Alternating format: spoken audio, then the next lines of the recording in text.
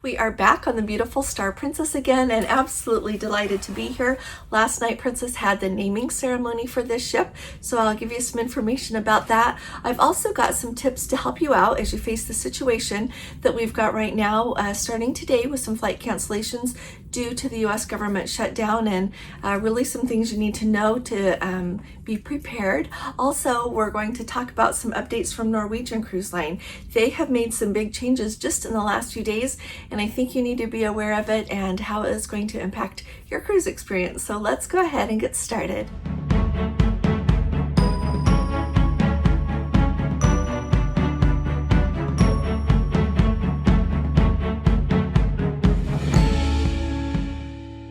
Hi there, this is Allison with Let's Go Travel Tips. Today is Friday, it is November 7th of 2025, and if you haven't subscribed to our channel yet, will you please be sure to click on that subscribe button, and if you appreciate my updates, please give this video a thumbs up.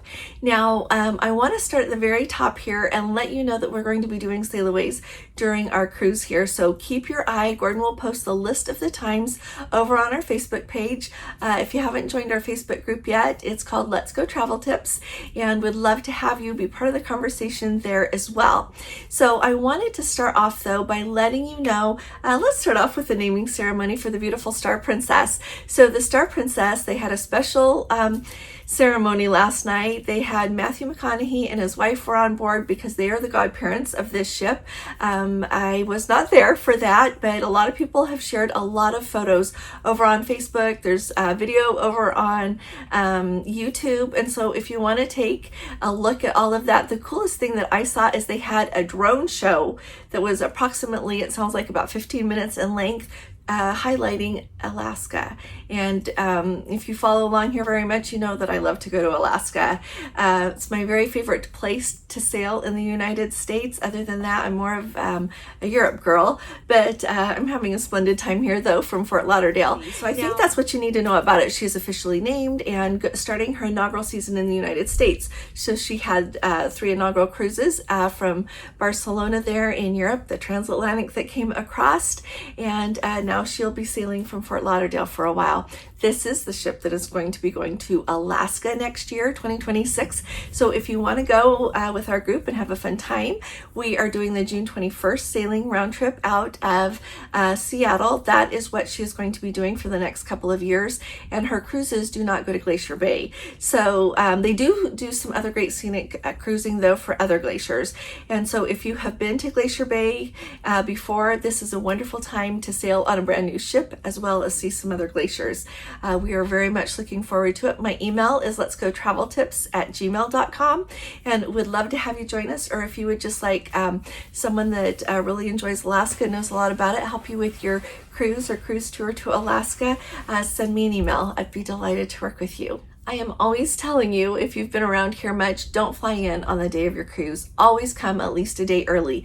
Going to other parts of the world, you might want to go more than just a day early, but please be sure that you don't plan to fly in on the day of your cruise. If you are going to go on a cruise soon, see if you can change your flights so that you come in at least the day before.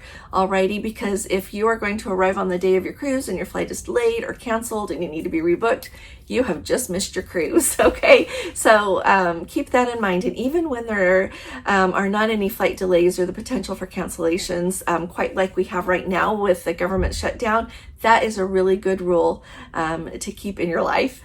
Also, I wanted to add, I talked about this a lot the other day in my video when we were only facing delays. We were not facing these mandatory cancellations that are coming into play right now, but double check what your travel insurance covers.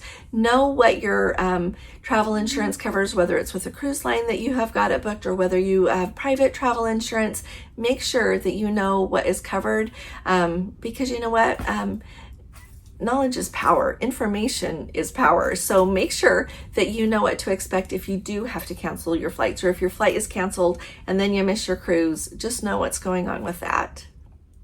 I know a lot of us here sail on different cruise lines, so I want to make sure that you know what is going on with Norwegian, and I'm wondering if it is going to impact what the rest of the cruise industry does. So two big changes that Norwegian has just announced this last week. Number one, they are going to shift how they strategically use solo cabins on their ships. About a year ago, they said that they were going to be adding another 1,000 solo cabins across all three brands that Norwegian Holdings holds, and so that's Norwegian, Oceania, and Regent. And then they just announced this week that they are not going to be having quite as many solo cabins anymore. And so when you go to do this, this means that you're going to be more limited, if you're someone who sails solo, in the number of cabins that you have the option to book at a solo rate. So if you have never sailed on Norwegian before, you're not familiar with this, on Norwegian Cruise Line, they have their solo studio cabins. And with those cabins, they are smaller. You get access, of course, to your cabin, but also to the little studio lounge that you've got. They also have, of course, interior cabins and on up that you can book as a solo guest, but it's really important if you want to save money. Usually the solo studios are the best price. I always say to double check the pricing on the other cabins as a solo as well, because every once in a while it turns out one of the others is better. But with saying that, it's going to be really interesting to see how Norwegian Cruise Line shifts what they have got as far as solo cabins go. Now, I don't know if this means that they are going to be changing some of the cabins that they have on some of their ships so that they can hold more people, or if they are simply not going to be introducing more solo cabins rolling forward on their new ships. We know that Norwegian has ships on order, Oceania, Regent, Seven Seas. It's really interesting if you look across the cruise industry how all of the different cruise lines manage solo cruisers. Now, we know that Celebrity and now Princess, some of their cruises, if you book a cabin as a solo, sometimes it's less than paying double, like there were two people in the cabin. Sometimes it's right there at the same, and unfortunately, sometimes they charge more for a solo cruiser to be in a cabin. Now, the other thing is really interesting is we are not seeing a lot of cruise lines add a lot more solo cabins.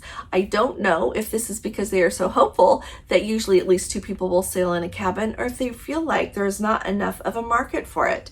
I do know quite a few people who really enjoy sailing on Norwegian because they can get those solo studio cabins. Let me know in the comments if you sail solo, if this is going to impact your decision. So as we hear about this change from Norwegian, it makes me wonder if moving forward we're not going to really see solo cabins added on any cruise lines. We'll just have to kind of wait and see. Now, the second big update that Norwegian has made has to do with their More at Sea package. So it's not quite 2 years ago that Norwegian introduced the More at Sea package. For a very, very, very long time, Norwegian had the Free at Sea package.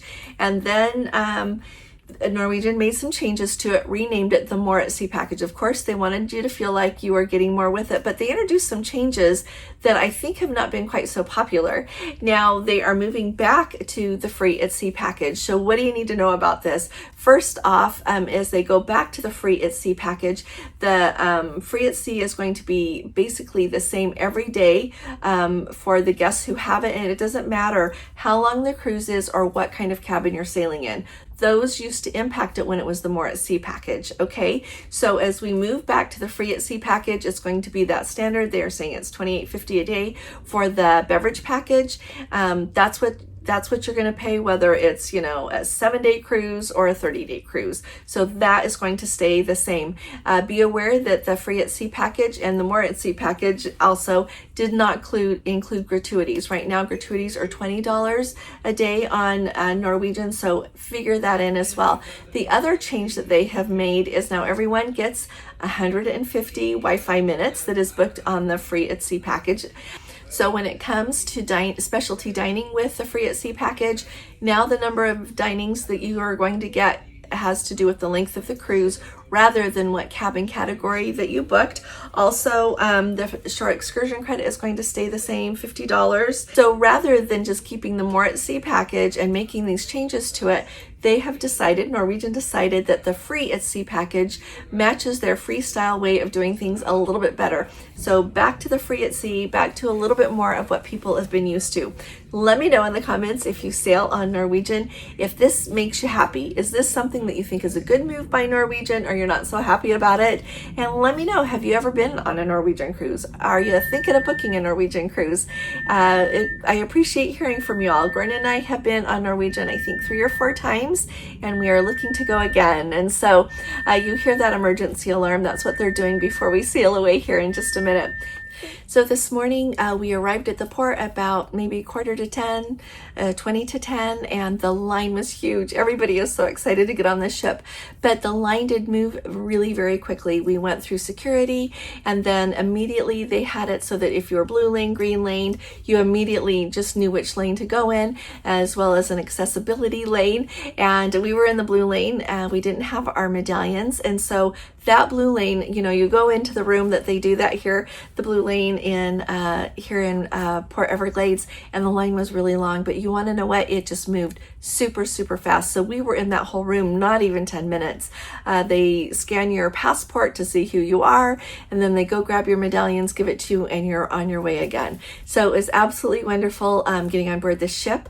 We came right to our cabin because our cabin was ready. The medallion worked perfectly to open the door. We came right in. Really have enjoyed this cabin. We went, ended up going, seeing everything in the piazza for a little while. We ended up having lunch in the eatery, which was really good, and just really happy to be here on board the ship. So make sure that you catch our live sail away. People ask a lot of great questions, and we try to share everything with you.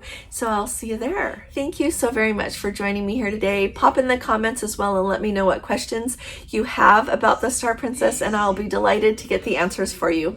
I'll be talking to y'all again really soon. Y'all take really good care. God bless you. Love you. Bye-bye.